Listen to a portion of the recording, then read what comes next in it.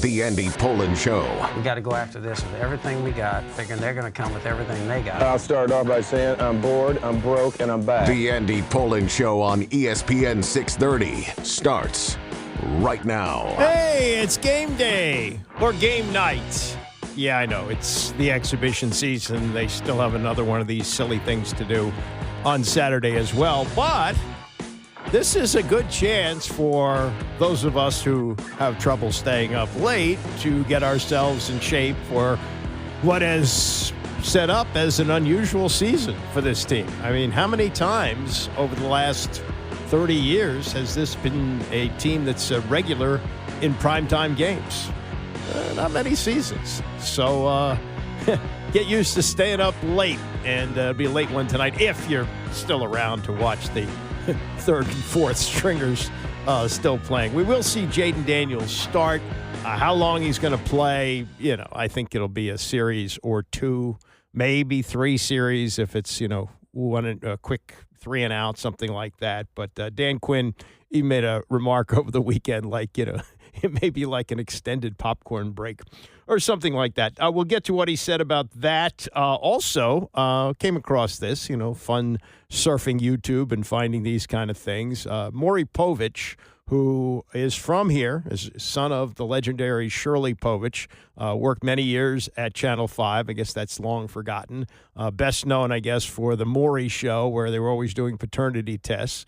And that show ended, and now he's got a podcast called On Par with Maury Povich. And he did a very good interview with Jeff Pearlman. Now, this is a story that goes way back. I mean, this goes back to December of 1999. But if you remember the Jeff Pearlman story about John Rocker when Pearlman was writing for Sports Illustrated, it was an enormous thing. And we'll get the backstory on that coming up in about 20 minutes. I can't believe that we're sitting here on the 18th of August and still having the Terry McLaurin conversation. You remember at the end of the season when they had the closing news conferences with both Adam Peters and Dan Quinn. I think Josh Harris may have had one as well.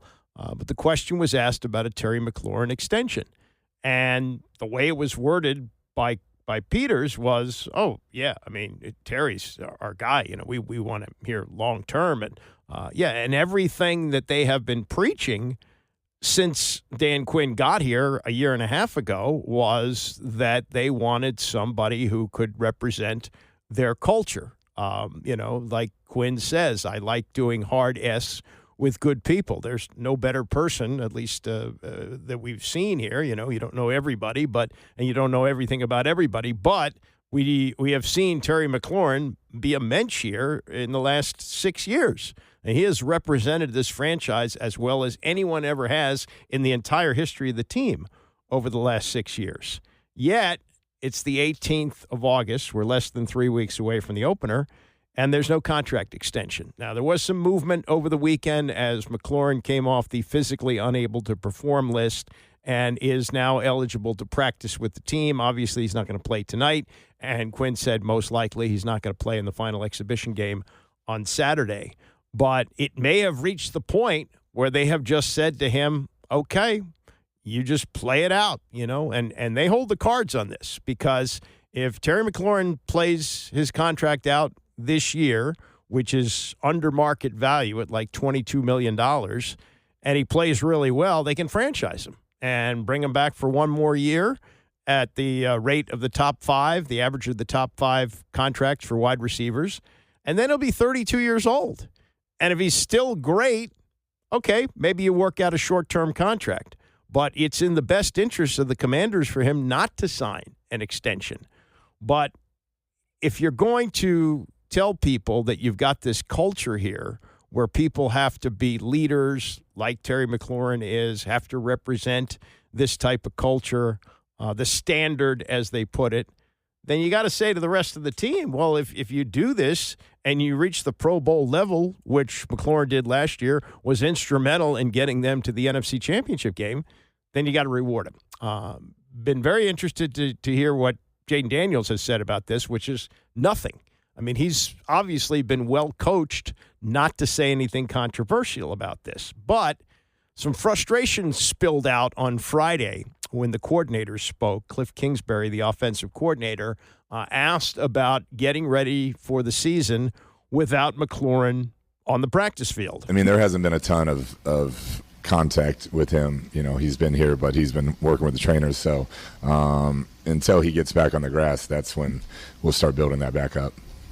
At that point, what can you do at that point to make sure it doesn't take a long time? Yeah, I think, you know, that's one of those deals. It's just time on task, and luckily what they had last year to build a lot of rapport and chemistry, and Terry understands our system going into a year or two, so that should expedite the process. But to me, it's time on task together on the grass is really the only way that you can continue to build. Time on task on the grass is the only way that you can build. That was Friday morning. About 24 hours later, Dan Quinn announced that Terry McLaurin is off the physically unable to perform list, meaning he can practice with the team, and leading to a series of questions from John Keim of ESPN. Has he agreed to work out? Is he going to be working out during this time? Yeah, that's all part of the PUP of like returning to play. Told you that he's not going to participate. Yeah, he's on the same trajectory as everybody else of doing the workouts and making good strides. So that was why the move was made. Okay, and then how good is it to be at this step where you can get him back out there, get him maybe a few weeks to get ready for the season? Yeah, it's really important. And so it was nice even during this past week, Coleman and McLaurin and McGee and Jean-Baptiste, you know, like all of them are beginning that process of getting some of the reps in the walkthroughs where it's at a, you know, different pace, and we'll just hopefully hit that markers, then we hit the next and we hit the next. But yeah, it was good to have the guys included in the stuff, John.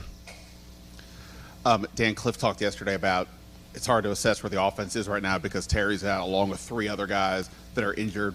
How do you kind of look at that? How do you kind of assess where this group is knowing that you're missing a lot of guys?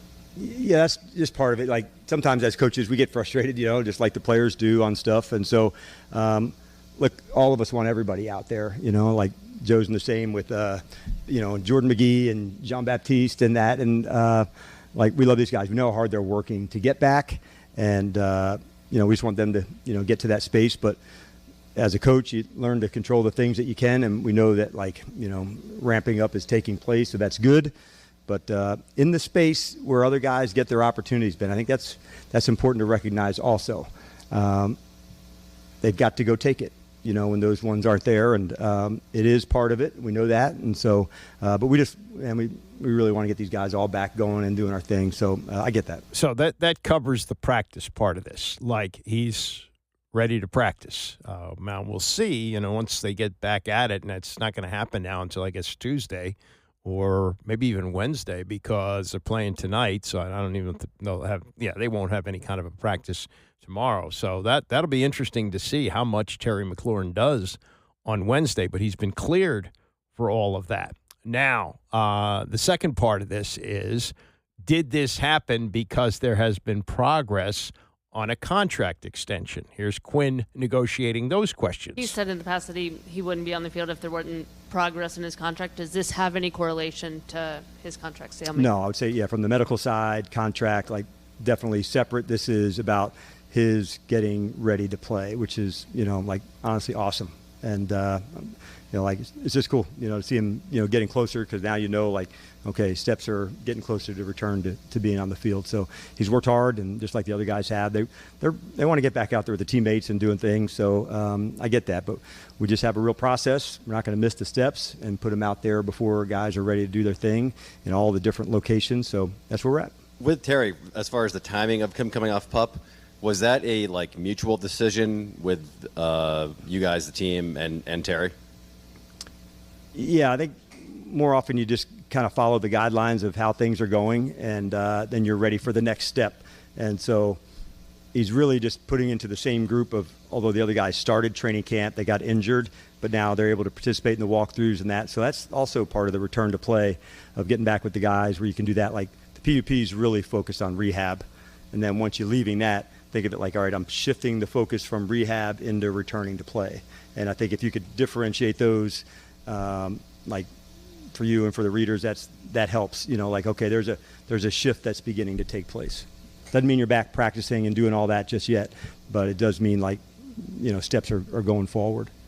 And the path he's on now, does that put him on pace if he continues to hit check marks to play week 1 against the Giants? Yeah, there's markers to hit, but it gives you a runway to be able to do that. And if you can continue to hit, the D-cells, the different ones for him, and all of those guys are in the same boat right now.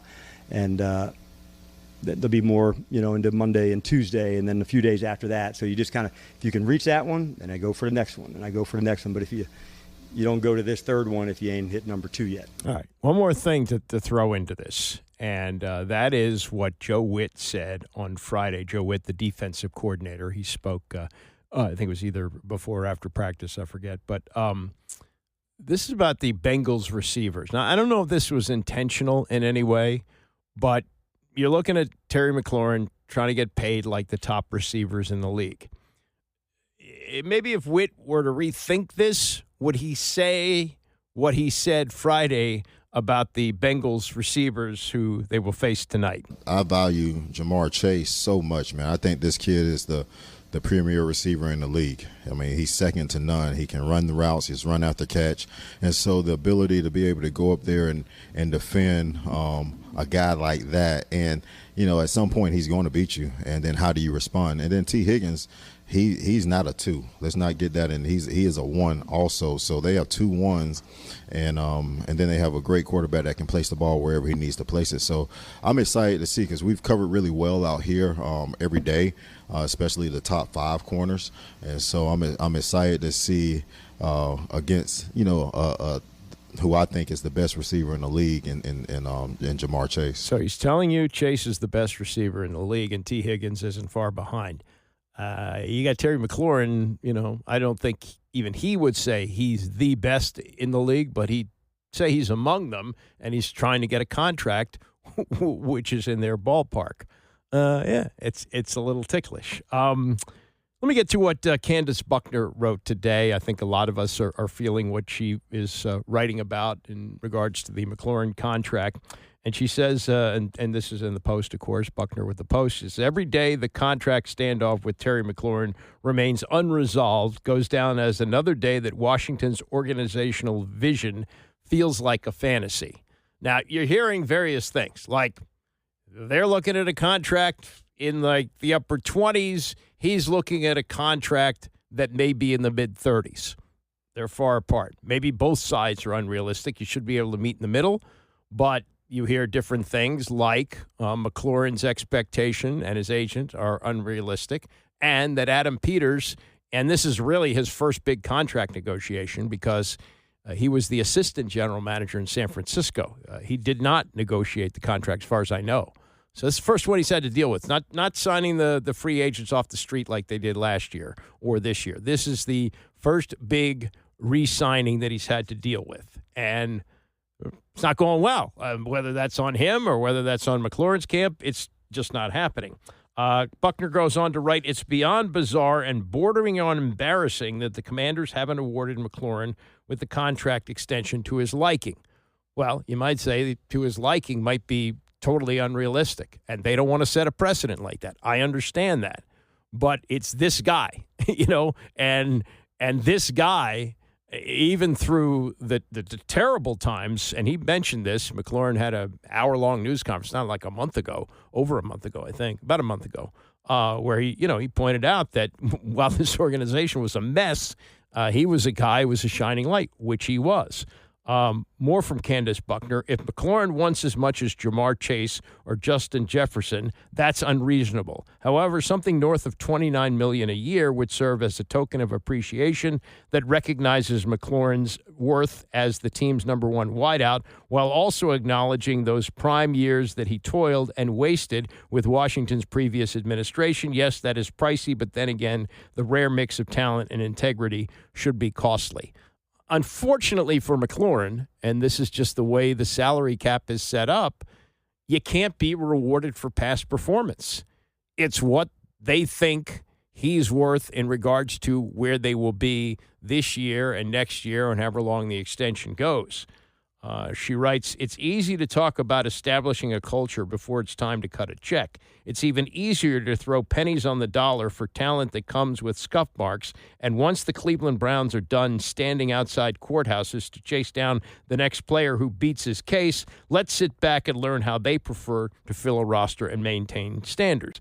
And she points out that they've got Isaiah Bond, who will not face sexual assault charges, though Bond, a wide receiver who went undrafted, reportedly turned himself in on an arrest warrant in April. A Texas grand jury recently returned a no bill, meaning he will not be indicted, though the lens of his defamation lawsuit against his accuser, which was also tossed at best, the public can deduce that Bond, a 21-year-old who exercised terrible discernment, the word used by his agent, in choosing to be intimate with a stranger he met on social media. Clearly, that was good enough for the Browns. They couldn't sign him to a 3-year deal fast enough. This different level of money, I would point out here. Then she talks about Von Miller being signed, and he had some baggage, though he was never charged. Miller has been investigated for domestic violence in 2 cases. Last season, he served a 4-game suspension for violating the NFL's personal conduct policy. He had faced allegations that he assaulted his pregnant girlfriend. So, she writes, clipping coupons for an aging Von Miller, good. Paying market value for Terry McLaurin, bad. I don't know if it's as simple as that.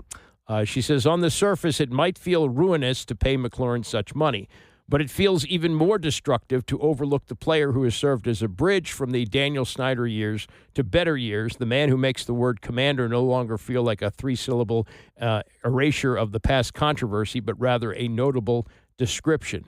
By remaining at an impasse with McLaurin, the Commanders see the high price on character, and they're saying it's not worth it. That's an oversimplification, and I would agree with it totally, except for the fact that the salary cap sets it up so that all that stuff that happened in the past, and all that stuff is great, you just can't reward him with the way the cap works just for doing that. It's for what he does for the team. Something's got to give here, and I don't think he's going to sit out. So if he doesn't have a contract extension, I think he plays this year and let the chips fall where they may. I think it's in his best interest to kind of work things out, because if he does play out his contract this year and he is franchised, that's 2 more years, which I think will be a lot less guaranteed money than he would get if he were to work out a contract extension. One more thing up here I want to get to, and that is a report that comes from an insider by the name of Jordan Schultz. Now, that may not mean much, but Jordan Schultz is the son of Howard Schultz of Starbucks Coffee, okay? He's a billionaire. And Jordan Schultz, rather than go into the family business, wanted to become an Adam Schefter-like insider. And because of his wealth, he's got some personal relationships with people who tell him things. And this is not something that necessarily came from a player, but Jordan Schultz is reporting the Commanders are shopping Brian Robinson. He's a 3rd-round pick in 2022. Incredibly was shot picking up some food at 6 o'clock in the evening in a carjacking attempt his rookie year. He only missed 4 games there. He has played, but he's had some injuries. He started 13 of the 14 games he played last year, had a career-best 799 yards. He is due to make $3.4 million this year. This was a question that was asked to Cliff Kingsbury on Friday, and that is about Brian Robinson. Read into this what you want. Yeah, he's continued to progress. He's a guy that when you put the pads on and you really practice full speed is when he really shows up. I thought he had his best practice against New England when we did the competition versus them before the game, and just a guy who keeps getting better in our system. I think he understands it more and is more and more comfortable. Well, I think it's a guy that, unless he has, an incredible year, they're not going to re-sign. They've got other running backs. They got cheaper running backs. Chris Rodriguez, who's been on and off the roster, might be ready to step into that spot now. They've got Jeremy McNichols. Austin Eckler is kind of a 3rd-down guy, but does get a lot of carries. So I wouldn't be surprised if they're shopping him. I don't know what you're going to get for him at this point, but, maybe in getting that $3 million off the books, maybe that speeds things up with Terry McLaurin. Who knows? Coming up, Jeff Pearlman with the backstory on the John Rocker story, a story that rocked the sports world 26 years ago. It's the Andy Pollin Show ESPN 630. The Andy Poland Show on ESPN 630, the sports capital. So if you're under the age of, let's say, 50, you probably know Maury Povich as the guy who used to do that Jerry Springer-like TV show where he would do paternity tests. That's not the daddy. I'm the daddy, whatever it was. I maybe watched it once or twice. If you're older, you remember Maury Povich here in Washington for many years. He started out as a sportscaster at Channel 5, the son of the legendary sports writer Shirley Povich, and then made the transition to anchoring the news, and he also did Panorama, which was a daily talk show between like noon and 1, and they would have various celebrities in town that he would interview. And then he got his big break in tabloid TV. Current Affair was where it started, and then he got his own show, Maury. Well, now he's sort of gone back to his roots, kind of like what he did at Panorama, even longer form interviews because you're not under the restrictions of television. He does a podcast, which is also available in video, and you can find it online as On Par with Maury Povich. He's 86 years old. 86, looks great, sounds great. I've met him a few times, been very friendly to me. And he had on Jeff Pearlman a couple of months ago. Jeff Pearlman now writes books. He just wrote one about Bo Jackson. He wrote one about the USFL. We've had him on here a couple of times, and I think his work is very good in books. He researches them well, writes them well. But his claim to fame was as a Sports Illustrated writer and his connection to John Rocker, someone he profiled, and we'll get into all the details of that. But Pearlman is from upstate New York. He went to the University of Delaware, which paved his way to his dream job at Sports Illustrated with kind of an off-the-wall story. And here's Pearlman with Povich on the backstory on that. I decided I was going to apply early for the NBA draft just to see what would happen. I was a junior at Delaware, and I thought, I'm going to apply early for the NBA draft. And I wrote a letter to the NBA saying, my name is Jeff Pearlman. I'm a junior forward at the University of Delaware, and I was a forward on the intramural co-champions, the Edna Zetterballs. And I said, I'm giving up my eligibility. I think my talents are ready for the NBA. And I send this letter. And I get a letter one day in my dorm room, and my roommate, Paul Hansen, is like, Pearl, there's a letter from the NBA. And I open it, and it says, Dear Mr. Pearlman, as of this date, you are surrendering your eligibility, and your name is entered in the NBA draft. And I go home. And during one of the breaks, I get a call from the head of security from the NBA. And he's like, is this Jeff Pearlman? And I'm like, yeah. And he's like, we received your letter, and I have to ask, who the hell are you? And I was like, well, I play at Delaware. And this is before the internet, really. I play at Delaware and blah, blah, blah. And he's like, okay, you're in the draft. So I wrote that story for my student newspaper. Now I'm at the Tennessean. I'm applying for jobs at Sports Illustrated. And I get a call one day saying, we like your stuff. Why don't you pitch us an idea? And I said, well, what about there's a swimmer in Nashville? And they're like, no, not interesting. There's a basketball coach at Vanderbilt. No, not interesting. Well, I once applied for the NBA draft. And they said, write that. And that was my first article in Sports Illustrated. Did they print it? Yeah, the biggest thrill of my life. Honestly, the biggest thrill of my life when that story ran in SI. And that's, one of those stories that launches a career. So off that clever idea that he had working for the student newspaper at the University of Delaware, that leads him to Sports Illustrated, where he becomes a staff writer. And not that many years after he got out of college, I think he graduated in 94, 95, something like this. It's 1999. And everybody who had any interest in any kind of sports in those days, you didn't even have to be a baseball fan because this transcended that. Everybody knew about the connection of Jeff Pearlman, the sports writer for Sports Illustrated, to John Rocker, the controversial relief pitcher for the Atlanta Braves. And here is the story as Pearlman tells it, how the sports world kind of wigged out on this as the story appeared in 1999. Braves and the Mets are playing in the NLCS. And the Braves this year have this young relief pitcher, I think he's 25, named John Rocker, and he's doing really well, and he's also kind of a jackass. Like, he's annoying and obnoxious. And my editors say, during the playoffs, do a piece on John Rocker. So I get as much information as I can on him, but this is during the playoffs. So there's a lot of media around, and I'll get him 5 minutes here, 5 minutes there. I talked to his parents on the phone, Jake and Judy Rocker. And I actually wrote a story, and it was a positive story about John Rocker. Positive. Yeah. I did something you should never do that I didn't realize at the time, which is I went in kind of knowing what I was going to write. Like my idea was, you should never do that, obviously. But I was young. My idea was he's a good guy. You know, looks are deceiving, right? So I remember interviewing his parents, and they told me this really heartwarming story about John Rocker as a child and his dog dying, and John, tears streaming down his face, carrying the dog up the steps. And I think that's how I ended the story, right?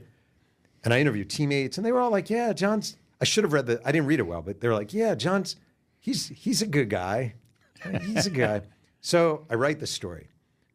The Braves beat the Mets in the NLCS. They reach the World Series. They're swept by the Yankees. Story never runs. So my editor... How often does that happen? Stories don't run. 2% of stories you write, maybe. Okay. I probably at SI had 4 stories that didn't run. You know, not that often. Right. So my editor is a guy named Dick Friedman back then. And he's like, why don't you go down in the offseason and freshen up the story? And I remember I called John Rocker's agent. It was Joe Sambito, a former Major League pitcher.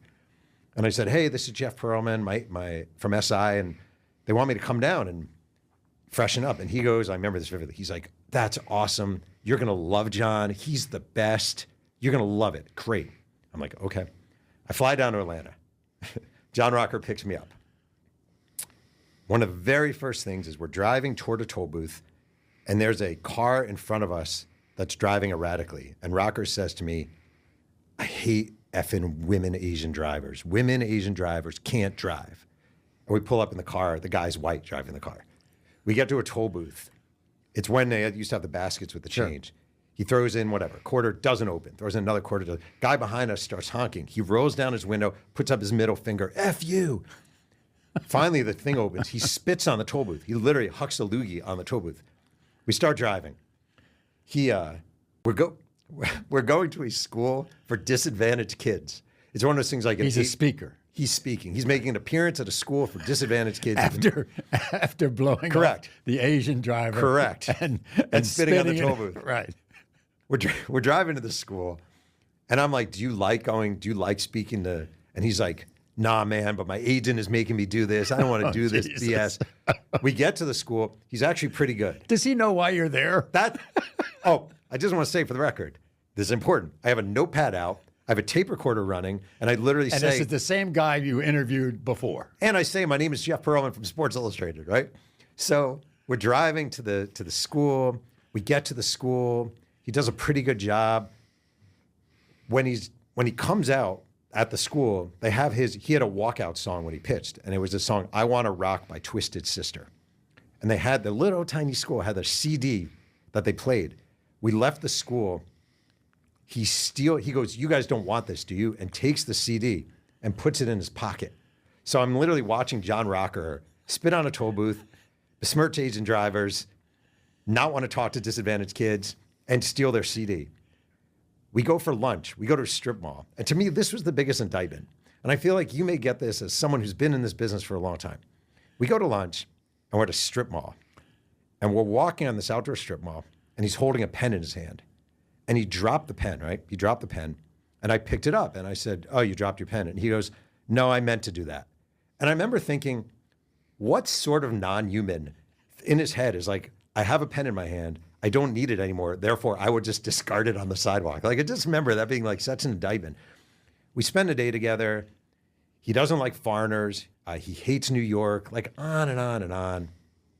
And I get back. I remember getting out and calling my mom. And she goes, I'm like, Mom, I don't know what the hell just happened. I don't even know. And I end up writing the story, and it just... Wait a second. Did the editor challenge you on the story? No, because I had the tape for everything. They insisted, let's hear the tape. I had all the tape recordings. It was thoroughly fact-checked. Did he know you were taping him? Oh, yeah, 100%. I literally had the tape recorder and the notepad out, you know? I still have the tape. What happened? What was the result of it all? I mean, it wasn't I'll good tell you for what him. happened. He was suspended. And demoted and fined, and he had to go to sensitivity training. And there was an aftermath of part 2 that was just as entertaining as part 1, I think. My hands actually get sweaty telling this story. I'm not even kidding. My hands are sweaty. Part 2 is, and your dad would be 100% on this. It's the following June. Everything bad happens to John Rocker. Will Ferrell does an amazing impersonation of him on Saturday Night Live. The whole thing. He's a disgrace. And the Braves are playing the Yankees. It's Interleague's first year, I think. And we have a meeting at SI, and they want someone to go cover it. And I was taught, beginning at the National Tennessean, you have to be accountable. Like, if nothing else, and I know your dad would 100 million% preach this way back at the Washington Post. Like, you have to be accountable. I said, I'll go. So I fly down to Atlanta, and I have not seen John Rocker since this happened. And John Rocker was about 6'4", 220.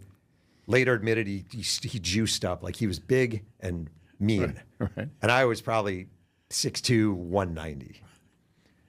And I remember it was Yankees-Braves, and I spent the majority of the time with the Yankees. Of course.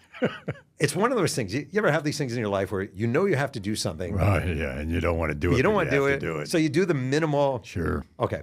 So I spend, let's say, 80% of the time with the Yankees, and I'm like, I know I need to at least say I walked down. If I don't see him, at least I can say. I'm walking down the hallway, under Turner Field, the clubhouses are separated by whatever, 200 yards. And I'm walking. And my head is down. I'm nervous. I'm pretending to look at my notepad. I'm just 27 years old. I've never had a real confrontation with an athlete. And I hear this sound. You don't know how long I've been waiting for this. Oh, boy. And I look up, and it's Rocker. And he's in street clothes, and he's outside the Braves clubhouse, and he walks up to me, and he turns his hat backwards, and he gets as close to my face as he can, and starts jabbing me in the chest. Oh, boy. Do you know what you did to me? Do you have any idea? I drove you around. He said, I drove you around Atlanta. I introduced you to my family. And then he said, I bought you lunch. And I said, well, actually, I paid for lunch. And he goes, well, F you, blah, blah, blah, blah, blah. And I always say, I use that as a lesson with students. I'm always like, always pay for lunch, because do not let them hold that over you. And I remember there weren't many people there. Bobby Mercer, the former Yankee, I knew Bobby. Great guy. Terrific. Like the best. And played golf with Bobby. Who haven't you played golf Well, with? We have not played golf though. Okay. You wouldn't want to play with me.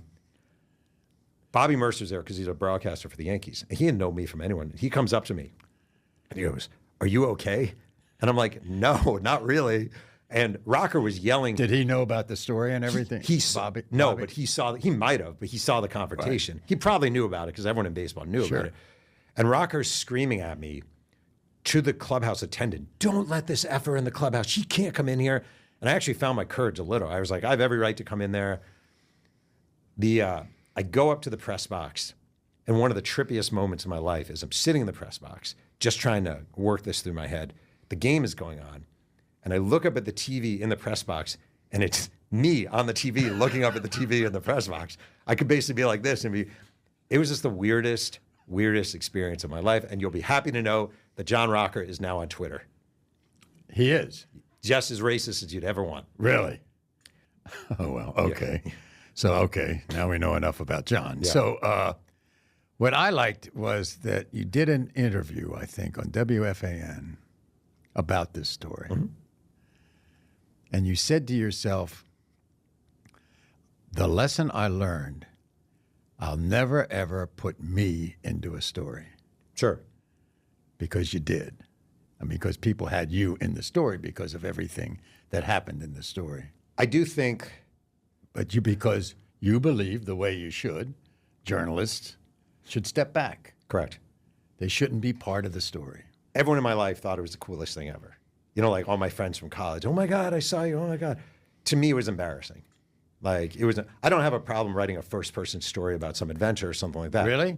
Not writing I think like... I would say that only because in 75 years, my father never used the word I. Well, he was probably a better journalist than me. No, but I mean, that wasn't That's what amazing. He was about. Yeah. But I don't mind doing I like doing the immersive story every now and then where you play golf with someone and you write about the experience. I think those are fun. Like, I didn't even think it was that good of a story. Like, I didn't think the article I wrote was that good. Oh, you mean style-wise? Yeah, it was fine. It was like, is it one of the best things I've written? Definitely not. Like, it was fine. But I did not like that level of attention for... Right. Also, I didn't like that he was suspended.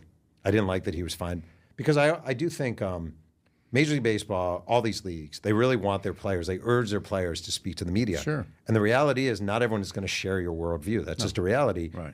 And if you're going to ask them to speak, if you're going to say, oh, Sports Illustrated's coming, you should spend time with the writer from Sports Illustrated. Well, you don't. John Rocker's from Macon, Georgia. I'm a liberal Jew from New York. We're not going to have the Right. same. So I just thought it was unfair to punish him.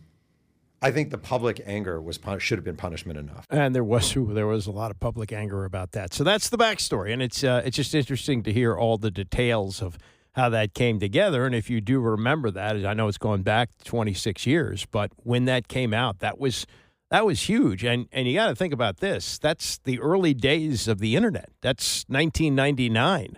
That's before Twitter. That's before social media. That's before Facebook. That's a long time ago. And that was, that's a story that they said went viral, and it did. And it all was, basically because of a follow-up, not the original story. The original story, which did not run in Sports Illustrated, was a very complimentary one on John Rocker, painted him as a really good guy.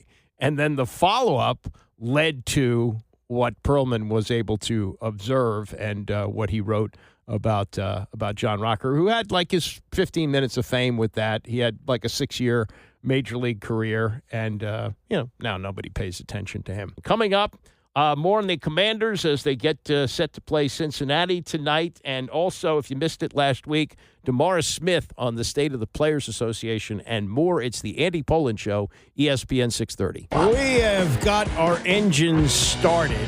We are at the starting line, but we got to wait a little bit longer for the football season to begin. Got still 2 exhibition games left to go, compressed for the Commanders. They play tonight at home against Cincinnati, and then they finish up with a noon game on Saturday against the Baltimore Ravens, and then you have the cut down, and then you have the week off, and finally on the 7th of September, they will get started against the New York Giants. It's a 1 o'clock game. There won't be many of those this year. A lot of night games, so get yourself in shape by watching late tonight. I don't know if you can still stick around when the Scribinis are in the game late, but it is professional tackle football, and people really like to watch it. I got a story coming up about the TV rights and how things are changing with them. But let's listen to some of the yak from the news conferences over the weekend as the Commanders did announce that Terry McLaurin is off the physically unable to perform list. Doesn't mean that they have a contract extension worked out. Doesn't necessarily even mean that progress has been made towards a contract extension. They're still at a standoff. I never thought it would get to this point. I don't think anybody believed that on the 18th of August we'd still be talking about Terry McLaurin looking for a contract extension. Like when they didn't have it at minicamp, it was like, okay, well, this will surely get worked out before they open up training camp. And then a week before training camp, Terry McLaurin, while he's doing a commercial, holds a news conference that lasted an hour, talked to reporters for an hour about his situation. And this was not the Terry McLaurin that we've known here for the last 6 years. Not that he was in any way disrespectful or anything like that, but his stay here, even though the team was horrendous at points, has been as smooth as it could be. He was everything you would want in a football player on and off the field, and still is that way. But whatever's happening here, it's a standoff, and it's a standoff that is rivaled by what's happening with Micah Parsons. Although Parsons is much younger, it's a different situation. Hendrickson with Cincinnati, they're now shopping him, according to reports. I don't think Terry McLaurin is being shopped, and frankly, I don't think there's big demand for him out there anyway, because if you get him, you got to give him a big contract extension, and he's turning 30 years old next month, and I don't think anybody wants to commit to something like that. So his options are somewhat limited. I would say that the upper hand is held by the Commanders. And worst case scenario for them, he plays this year under the final year of his contract, and then at the end of the year they make a decision whether they want to franchise him or not, or they just let him walk. And at 31, we've seen receivers fall off the table. His side of it is what he told reporters last month when he held the news conference at Eastern Motors. He said, look, I didn't play a whole lot my first couple of years at Ohio State, and my history is, and it's true, he hasn't missed a game in 5 years. I think he's only missed like 3 games in his career, and one he was held out of, I think. because they had everything clinched. I think that was the case. I could be wrong about that.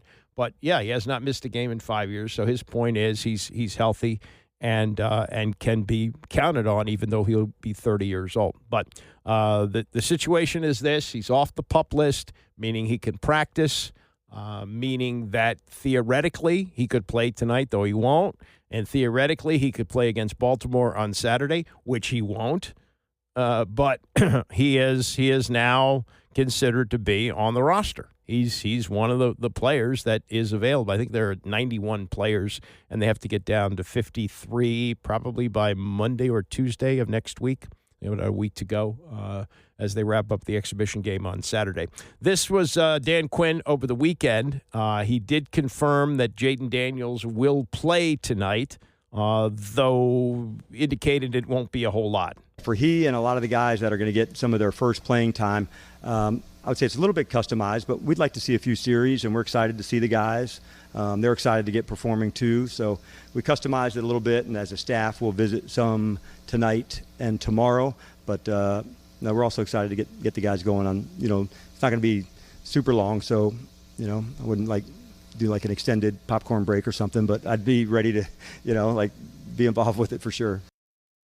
Not an extended popcorn break, meaning we're not going to see him a lot. He did announce also some veterans are not going to play tonight. Bobby Wagner, Zach Ertz, Laramie Tunsil. That might be a little bit of a surprise. Wouldn't you want your left tackle to protect Jaden Daniels? But I guess he's not going to play tonight. Von Miller, he's going to be limited this year anyway. Sam Cosmi, of course, they're hoping he can start the season after having the ACL surgery right after the playoffs, but I think that may be a long shot. And Marcus Mariota is not playing tonight, and I guess he'll start the season without playing. Remember last year, he did not start the season. He was still hurt. Now, they're not revealing what the injury is, but Mariota is not available. Remember the first game of the season last year where Jaden took all those hits. They missed the play. They had Jeff Driscoll play one play. So the Sam Hartman battle with Josh Johnson might actually mean something, because it's possible they'll have the opener against the Giants, and the one who wins the third-string job is going to be the backup in that game, with Mariota possibly not ready to go.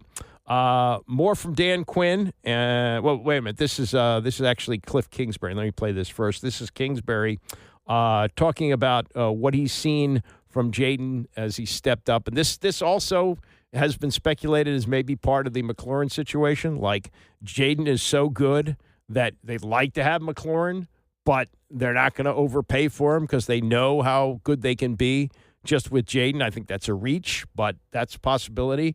But this is year 2 for Jaden, and listen to what Kingsbury says about what is the most important part of the game, and that is the mental game. Yeah, I think just organically really controlling the entire process, mastering the system. He's done a great job. So he's seeing things pre-snap, getting us into different things that maybe he wouldn't have seen last year when it was moving a little bit faster for him. But you definitely see, particularly the protections, really taking pride in getting us slid the right way. And then a lot of the checks that we have in our offense, trying to get us into our best matchups, get us into our best pass play, best run play versus certain looks. He's been all over those this whole camp. So that's a big jump from just trying to execute the play call to really seeing it and getting us in the best situation most times. Yeah, I mean, that is the ball game there. What they used to say about Brady and Manning is that when they got to the line of scrimmage, the play was over. They assessed it. They knew what to do. That's the next step in becoming a truly great quarterback.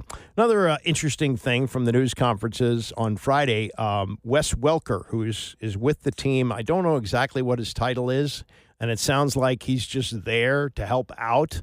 Doesn't really have any specific duties.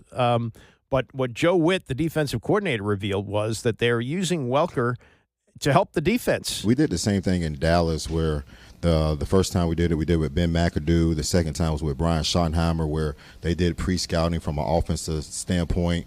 Now Wes is going to do that with me. And it was really because Shotty was really good, especially on anticipating, okay, this is what you're going to get next. This is from an offensive lens. Now, my background is started off on offense, so I still see things from an offensive lens.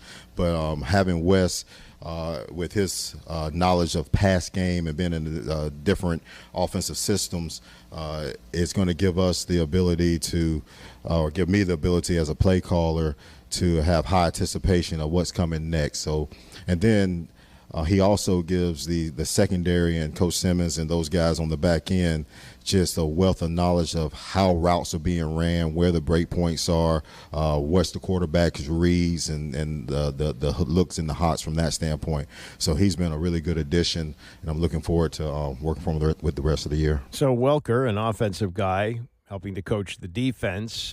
Kingsbury with his view of that. He's helping the defense a lot, bringing an offensive perspective into their room. And then obviously just as a tool for any of the current players and receivers to just bump ideas off of, for me to use for ideas. He's kind of a jack of all trades for us right now, but a guy that's competitive, can share that type of wisdom, those type of stories, the things he's been through with our current team. He's been an incredible addition to us. Welker with some Texas Tech ties, too, with Kingsbury. Kingsbury, by the way, if you haven't seen this, there's a documentary out about Chiefs Kingdom. It's on ESPN. I saw the first 2 episodes, and it's quite good. They did a really good job with this, and Kingsbury's in it talking about Patrick Mahomes, who he coached at Texas Tech.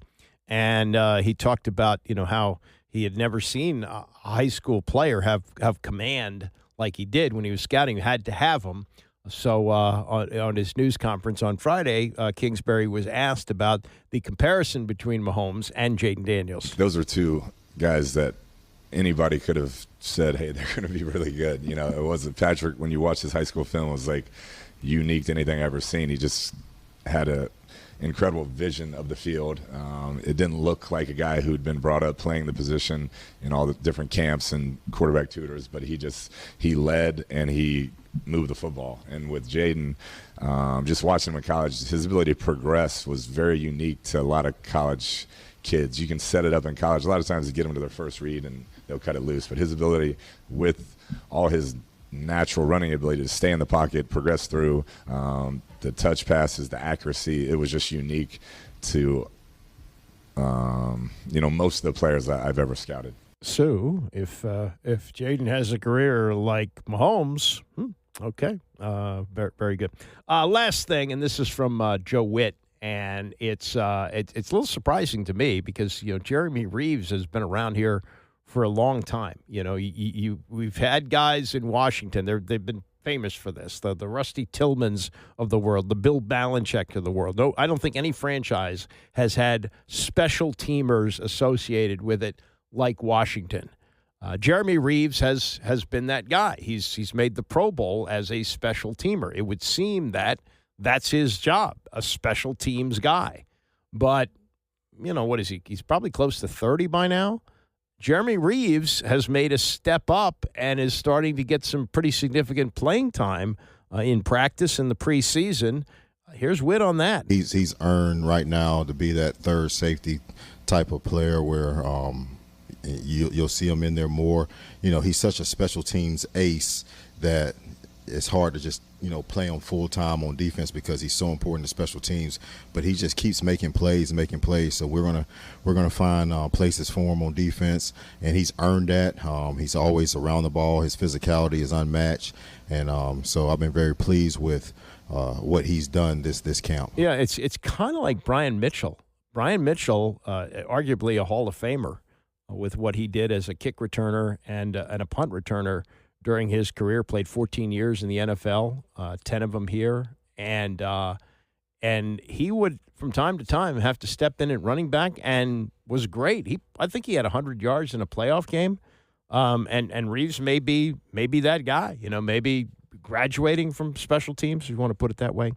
I mentioned the TV deals for the NFL, and this is a big week. In case you don't know about this date, it's coming up in a couple of days here.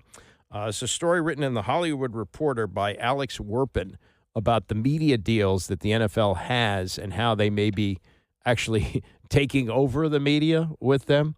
The August 21st, so what's today? Today's the 18th, so this will be Thursday. August 21st, ESPN and Fox will each launch their new streaming services and bring their NFL games to streaming outside of the pay TV bundle for the first time. So by the end of this month, for the first time ever, every single NFL game will be available on streaming. No pay TV subscription is required. But the NFL is also, he writes, in order of magnitude, the most strategic sports league in the world when it comes to getting what it wants, leveraging every ounce of its popularity to do so, as the recent equity stakes help underscore.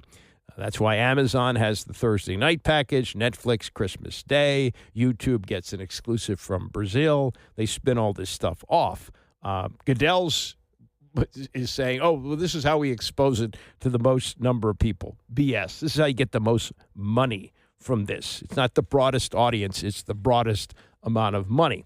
And speaking of money, and I'm still a cable TV guy. I mean, I know that makes me ancient, but this is not necessarily going to be a big money saver. ESPN and Fox One alone will cost $39 a month in a bundle, and when Prime Video, Netflix, Peacock, and Paramount Plus are added to the equation, the cost savings will quickly evaporate. In fact, I think I saw a story. If you want to see every NFL game this year, it'll cost you $1,000 for the season. That's just for the season. But he writes, it isn't about value, it's about strategy, as the ESPN deal underscores. The league gets equity as a dividend from ESPN. ESPN not only gets additional games, red zone, and other content, but perhaps less easily valued benefits.